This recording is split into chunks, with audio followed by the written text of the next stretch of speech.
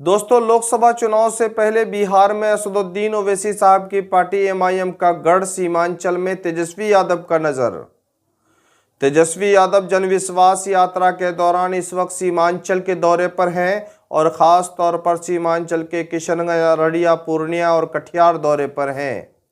जैसा कि जान रहे हैं, एमआईएम का गढ़ कहे जाने वाले इस क्षेत्र में असदुद्दीन ओवैसी साहब का खास तौर पर नज़र है। पिछले दफ़ा असदुद्दीन ओवैसी साहब का दौरा हुआ, लेकिन उससे पहले भारत जोड़ो न्याय यात्रा के दौरान राहुल गांधी किशनगंज आए और किशनगंज कोचाधामन विधानसभा होते हुए अररिया रूट होते हुए फिर वो अलग अलग जिलों में गए। तेजस्वी यादव इस वक्त सीमांचल के दौरे पर हैं और सीमांचल में कोचाधामन विधानसभा, किशनगंज, बहादुरगंज विधानसभा, इन विधानसभा पर लोगों का जो तादाद, जो लोगों का संख्या देखा गया है, यानी बड़ी चुनौती है असदुद्दीन ओवैसी साहब की पार्टी के लिए भी, क्योंकि उनके पार्टी के किशनगंज लोकसभा के 3 विधायक जो है आरजेडी में शामिल हो गए थे। यानी एमआईएम को छोड़कर पिछले दिनों में आरजेडी में शामिल हुए इजहार आसफी साहब, अंजार नईमी साहब भी शामिल हुए थे।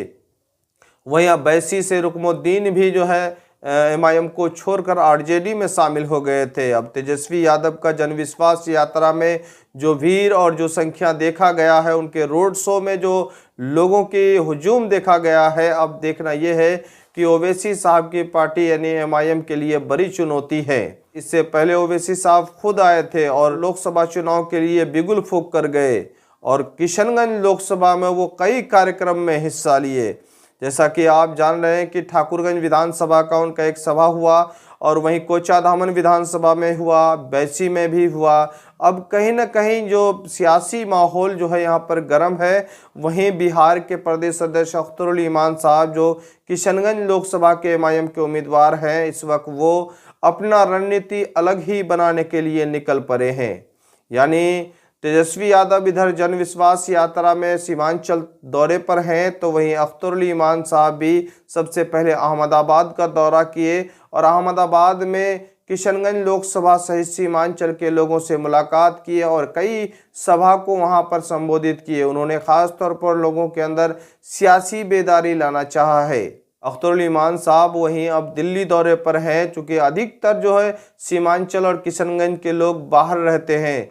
वो बाहर में अपना रोजगार की तलाश में जाते हैं और वहीं रोजगार पाकर अपना रहना सहना होता है। तो अख्तरुल ईमान साहब सबसे पहले परदेसी भाई जो है उनसे मुलाकात कर रहे हैं। जिस तरह से दिल्ली में भी कई कार्यक्रम उनका हो चुका है और वहां पर लोगों को लोकसभा चुनाव के लिए एक सियासी बेदारी ला रहे हैं कि इससे पहले किशनगंज लोकसभा में कितना विकास हुआ है, सीमांचल के मुद्दे कौन उठा रहे हैं, इन सारी गुफ्तगू को अपने बारीकी से रखते हैं। बहरहाल दोस्तों, असदुद्दीन ओवैसी साहब की पार्टी एमआईएम के लिए बड़ी चुनौती है, क्योंकि सबकी निगाहें यहाँ पर है। इससे पहले कांग्रेस की भारत जोड़ो न्याय यात्रा हुआ, अब तेजस्वी यादव का जनविश्वास यात्रा हुआ।